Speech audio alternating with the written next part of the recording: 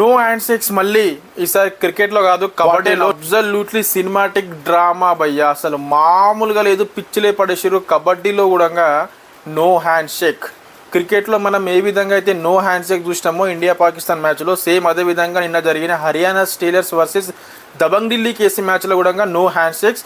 మన్ప్రీత్ సింగ్ చాలా ఫైర్ అయిపోయాడు, చాలా డిసప్పాయింట్మెంట్ అయిపోయారు. నిజంగా హర్యానా స్టీలర్స్కి నిన్నటి మ్యాచ్లో మాత్రం చాలామంది ఫ్యాన్స్ అయితే వచ్చుంటారు, కొత్తగా కూడా క్రియేట్ అయి ఉంటారు. ఎందుకు తెలుసా, నిన్న దబంగ్ ఢిల్లీ కేసీకి 38 పాయింట్స్, హర్యానా స్టీలర్స్కి 36 పాయింట్స్ ఉన్నప్పుడు జైదీప్ ఫాస్ట్గా రేడింగ్కి వెళ్ళి అవుట్ చేసి పల్లిని నొక్కేశాడు.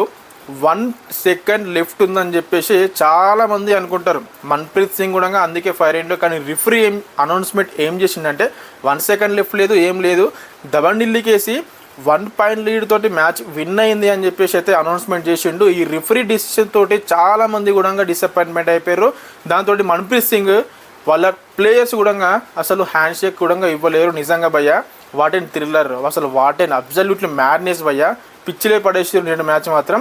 కానీ రిఫరీ డిసిషన్ కరెక్టా రాంగా మీరేమనుకుంటున్నారు? Comment below.